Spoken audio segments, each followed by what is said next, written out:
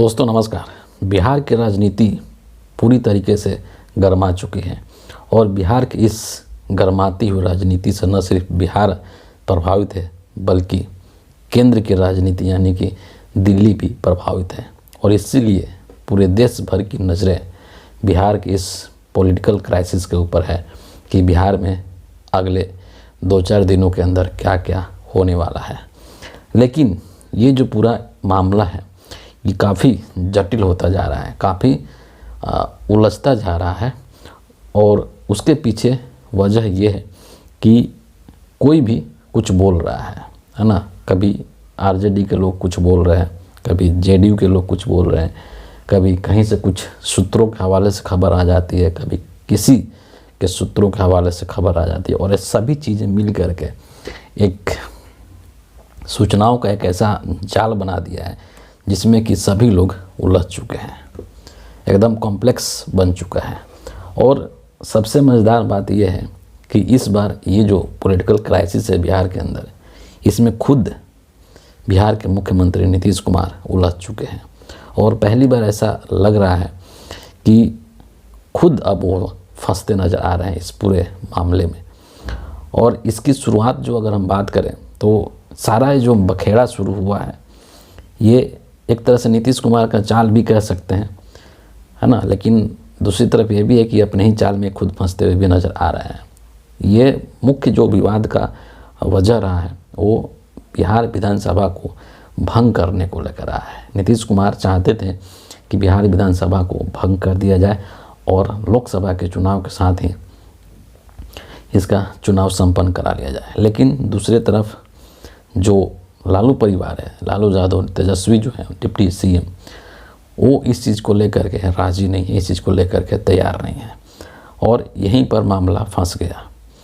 और इसमें और एक जो मज़ेदार बात है वो ये है कि खुद जो नीतीश कुमार की जो पार्टी है जेडीयू, इसी के तकरीबन आधे जो विधायक हैं, जो एमएलए हैं, वो ये नहीं चाहते हैं कि नीतीश कुमार विधानसभा को भंग कर दें और लोकसभा के साथ इसका चुनाव कराएं। तो मामला फंस चुका है, यहीं पर नीतीश कुमार पूरी तरीके से फंस चुके हैं कि अपने ही घर के लोग साथ नहीं दे रहे हैं तो फिर कैसे क्या किया जाए, है ना। और दूसरी तरफ आपको ये पता है कि अगर सब कुछ क्लियर हुआ होता, सब कुछ स्पष्ट रहता, तब तक से नीतीश कुमार इस्तीफ़ा दे दिए होते हैं। आपको पता है कि एक हाथ से इस्तीफ़ा देते हैं और दूसरे हाथ से ये फिर शपथ पत्र का चिट्ठी भी ले लेते हैं। उस तरीके के शख्सियत हैं नीतीश कुमार। लेकिन इस पूरे मामले में अब ये खुद फंसते हुए नज़र आ रहे हैं और लग रहा है कि इनका जो चाल है वो चाल बेकार न चला जाए, क्योंकि आरजेडी भी जो अब कहीं ना कहीं इस पर उग्र होती हुई नज़र आ रही है और साफ साफ ये कहा जा रहा है कि जो कुछ भी करना है आप जल्दी कीजिए, आप अपना स्टैंड क्लियर कीजिए ताकि उसके अनुसार आगे की कार्रवाई की जाए। और अब स्थिति यहाँ तक आ गई, सब मामला जो है वो नंबर गेम को लेकर के बेसिकली कि सरकार बनाने के लिए जो नंबर चाहिए वो नीतीश कुमार के पास नहीं है। नीतीश कुमार और बीजेपी मिल कर के भी वहाँ तक नहीं पहुँच पा रहे हैं। अगर वहाँ तक पहुँच गए होते तो अब तक से कब का ये इस्तीफ़ा दे करके और फिर दोबारा मुख्यमंत्री पद की शपथ ले लिए होते, लेकिन वहाँ तक पहुँच ही नहीं पा रहे हैं। और दूसरी तरफ ये भी खबर है कि अब जो है नीतीश कुमार या जो बीजेपी के लोग हैं वो मिल करके कांग्रेस के विधायक को तोड़ना चाहते हैं, है ना। आप समझिए कि क्या स्थिति आ गई है। नीतीश कुमार अब पार्टी दूसरे के विधायक को तोड़ने जा रहे हैं, अपनी पार्टी तो संभाल नहीं रहे, अपने पार्टी के विधायक संभाल नहीं रहे हैं और ये जो है कांग्रेस के विधायकों को तोड़ने के चक्कर में कि 10-12 विधायक उनके टूट जाएंगे तो हमारा जो है पूरा बहुमत का आंकड़ा हम लोग छू लेंगे। ये जो पूरा जो ये पॉलिटिक्स बिहार के अंदर, इसमें नीतीश कुमार फंसते नज़र आ रहे हैं और कहीं ना कहीं जो केंद्र की राजनीति है वो इसको बहुत ही करीब से देख रही है। अब नीतीश कुमार के सामने जो सबसे बड़ा प्रश्न है वो ये है कि वो क्या करें, है ना। अपनी पार्टी को बचाएं क्योंकि जेडीयू टूट सकता है, इसमें कोई संदेह नहीं है। और दूसरी तरफ जो अगर ये बीजेपी के साथ जाते हैं, एनडीए के साथ जाते हैं, तो एनडीए यानी बीजेपी यानी कि मोदी की जो राजनीति करने का तरीका है उससे भी नीतीश कुमार भली भांति वाकिफ़ हैं। तो उस स्थिति में भी इनको बहुत संभल करके और बहुत सोच करके कदम रखने की ज़रूरत पड़ेगी, क्योंकि बीजेपी जो है वो ऐसी पार्टी है जो कि काम निकलने के बाद दूध में पड़े मक्खी की तरह आपको निकाल करके बाहर फेंक देती है। वो भी समस्या नीतीश कुमार के पास है। और ये जो पूरा जो बखेड़ा इन्होंने खड़ा किया है, कहीं ना कहीं इस चीज़ के लिए इनका जो ईगो है वो उत्तरदायी है, वो जिम्मेदार है। अगर कोई तैयार नहीं, आपका जो सहयोगी दल है जिसके साथ आपका गठबंधन है वो तैयार नहीं, आपके खुद पार्टी के विधायक तैयार नहीं है, तो आप क्यों ईगो में पड़े हैं कि नहीं हम विधानसभा भंग कर देंगे और लोक सभा के साथ चुनाव करा लेंगे? किसके दम पर मतलब ये सब चीज़ें कर रहे हैं? तो पूरी तरीके से उलझते हुए नज़र आ रहे हैं। और दूसरी तरफ देखा जाए तो इस बार जो आरजेडी के लोग हैं वो काफ़ी स्ट्रॉन्ग नज़र आ रहे हैं, क्योंकि बिहार विधानसभा का स्पीकर भी आरजेडी का है। तो इतनी चीज़ें आसान नहीं है इस बार नीतीश कुमार जी के लिए कि फटाफट जो है सारा कुछ कर लें और तुरंत से दोबारा से शपथ ले लें। और नीतीश कुमार की जो एक छवि रही है ना, पलटू राम जाने जाते हैं। आपको पता है कि बिहार की राजनीति के अंदर जिस तरह से देश के प्रधानमंत्री दिन भर में 4 ड्रेस बदलते हैं, हमारे जो मुख्यमंत्री हैं बिहार के वो साल भर में पता नहीं कितनी पार्टी बदल लेते हैं, कभी इसके साथ गठबंधन कभी उसके साथ गठबंधन।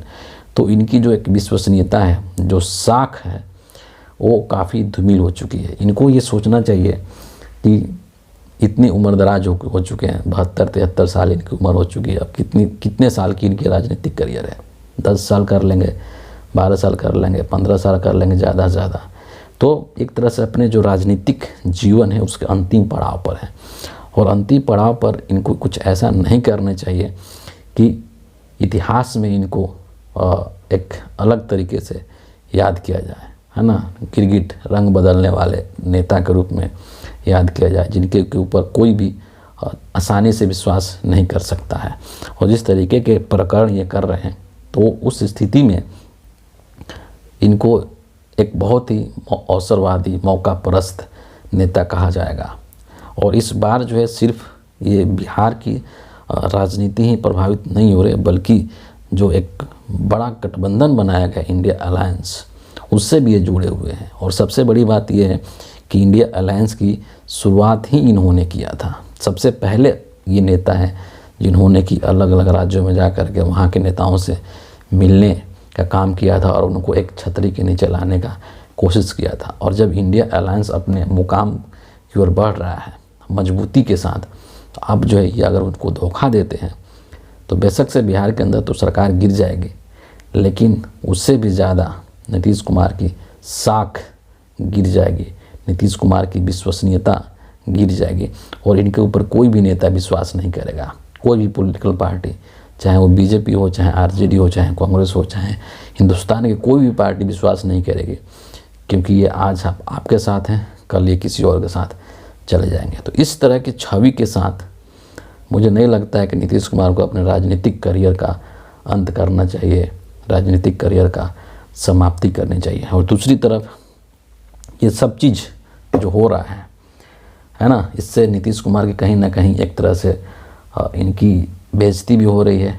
और दूसरी तरफ तेजस्वी यादव हैं, सोचिए इतना युवा नेता है, 30-32 साल की उम्र है, और राजनीति के अंदर 30-32 साल की उम्र कोई मायने ही नहीं रखती है, कुछ नहीं माना जाता है।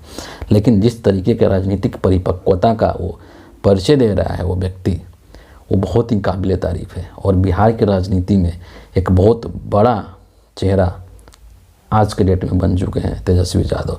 उनका जो कद है, उनकी जो समझ है ना, और जिस गंभीरता के साथ उस सब चीज़ों को डील कर रहे हैं, बहुत ही काबिल तारीफ़ है। सबसे बड़ी पार्टी होने के बावजूद भी नीतीश कुमार को पूरा सम्मान दिया, इनके हर बात को चाचा कह करके अपने सर आँखों पे धारण किया। इसके बावजूद भी नीतीश कुमार उसके साथ इस तरीके से अगर धोखा कर रहे हैं, तो ये बहुत बड़ा धोखा है एक तरह से ये जो कि नीतीश कुमार कर रहे हैं। और इनको ऐसा बिल्कुल भी नहीं करना चाहिए, क्योंकि ये भी हो सकता है कि इनका जो एक स्टैंड रहा है वो कभी भी क्लियर नहीं रहा है ना, हमेशा एक ढुलमुल रवैया, मतलब कहते हैं ना कि बिना पेंदी का लोटा है, आज इधर है कल उधर है। कल तक ये बोलते थे कि मर जाएंगे लेकिन बीजेपी में नहीं जाएंगे, कल तक ये बोलते थे कि बीजेपी एक सांप्रदायिक पार्टी है जो कि देश के अंदर सांप्रदायिकता फैलाती है, नफरत फैलाती है, हिंसा फैलाती है, और आप फिर उसी पार्टी के साथ ही मिलने जा रहे हैं। तो ये क्या मतलब हुआ है? कहाँ गया आपकी आत्मा की आवाज़ कहाँ गई? कभी कभी ये आत्मा की आवाज़ भी किया करते थे, तो कहाँ गया आपकी आत्मा का आवाज़? सोचने वाली बात है। पूरा देश आज के समय में संविधान को बचाने में जुटा हुआ है, लोकतंत्र को बचाने में जुटा हुआ है, और आप एक ऐसी पार्टी के साथ जा रहे हैं जो कि संविधान को ख़त्म कर देना चाहती है, देश के अंदर लोकतंत्र को ख़त्म कर देना चाहती है। आप उस पार्टी के साथ अगर हाथ मिलाते हैं तो इस देश की जनता और बिहार की जनता आपको कभी माफ़ नहीं करेगी। इस बात को भी नीतीश कुमार को भली भांति समझ लेना चाहिए, और तब जाकर कोई फाइनल कदम उठाना चाहिए। उम्र में बेशक नीतीश कुमार तेजस्वी के पिता के समान हैं, लेकिन व्यवहारिक जीवन में नीतीश कुमार को तेजस्वी से सीखने की ज़रूरत है। आप सोचिए कि जिस तेजस्वी कुमार के ऊपर नरेंद्र मोदी की पूरी एजेंसी लगी पड़ी है, उसके पीछे माँ बाप भाई बहन सब कोई, इसके बावजूद भी वो पर्सन जो है वो डर नहीं रहा है, और पूरे ताकत के साथ और पूरी ठसक के साथ जो है वो सत्ता की आंखों में आंखें डाल करके खड़ा है कि क्या कर लोगे तुम हमारा। झुक नहीं रहा है। अगर झुक गया होता तो लालू परिवार को कभी जेल में नहीं जाना पड़ता। और दूसरी तरफ नीतीश कुमार हैं, किस चीज़ की कमी है? आपको तो ना ईडी की डर है, ना सीबीआई का डर है, ना इनकम टैक्स का डर है, ना आपके ऊपर कोई भ्रष्टाचार का आरोप है, ना आपके ऊपर परिवारवाद का आरोप है। किस बात की आपको डर है? क्यों जा रहे हैं आप नरेंद्र मोदी के चरणों में? आपको पता नहीं है कि नरेंद्र मोदी की राजनीति की क्या स्थिति है? बीजेपी के अंदर नितिन गडकरी, राजनाथ सिंह जैसे लोग हैं जो कि पार्टी के प्रति पूरी तरीके से वफादार हैं, इसके बावजूद भी पार्टी के अंदर उनकी कुछ हैसियत नहीं है। तो आपको बीजेपी कैसे अपने सर आंखों बैठा कर रखेगी? आपके ऊपर तो किसी को भरोसा तक भी नहीं है कि आप आज हैं और कल किसी और के साथ चले जाएंगे। तो नीतीश कुमार को इन सभी चीज़ों को सोचना चाहिए, समझना चाहिए, और उसके बाद ही उनको कोई डिसीजन लेना चाहिए। राजनीतिक जो कद है इनका बहुत बड़ा है, एक बहुत मंझे हुए राजनीतिक नेता है नीतीश कुमार। लेकिन ये जो पूरा क्राइसिस हुआ है बिहार के अंदर, इसमें ऐसा लग रहा है कि पहली बार नीतीश कुमार फंसते हुए नज़र आ रहे हैं। अगले 2-3 दिनों के अंदर पूरा जो सीन है वो क्लियर हो जाए, क्योंकि अब दबाव बनाया जा रहा है आरजेडी की तरफ से, और आरजेडी भी जो है मनोज कुमार झा ने क्लियर कट बोल दिया है कि नीतीश कुमार को यथाशीघ्र जो है अपना स्टैंड क्लियर करना चाहिए कि वो क्या करना चाहते हैं। तो दबाव अब आरजेडी की तरफ से भी बनाया जा रहा है, और इस बीच में कई तरह की खबरें भी चल रही है ना। लेकिन सच्चाई ये है कि वास्तविकता किसी को नहीं पता है। वास्तविकता सिर्फ नीतीश कुमार को पता है कि वो क्या करेंगे, है ना, कि वो जो गठबंधन है, जो इंडिया अलायंस है, उससे बाहर निकल जाएंगे और एनडीए में शामिल हो जाएंगे, या फिर वो बने रहेंगे। हालांकि कुछ जो वरिष्ठ पत्रकार हैं जो कि अंदर की राजनीति को और अंदर की चीज़ों को समझते हैं, उनका ये भी कहना है कि नीतीश कुमार कभी एनडीए का हिस्सा नहीं बनेंगे। उनके साथ कुछ मजबूरियां हैं ऐसी कि वो कभी एनडीए में नहीं जाएंगे, है ना। तो ऐसी स्थिति में क्या इनके सामने विकल्प रहता है, ये भी बहुत देखने वाला होगा, बहुत ही दिलचस्प पहलू होगा। फिलहाल इस वीडियो के लिए इतना ही है। आप सभी का बहुत बहुत धन्यवाद।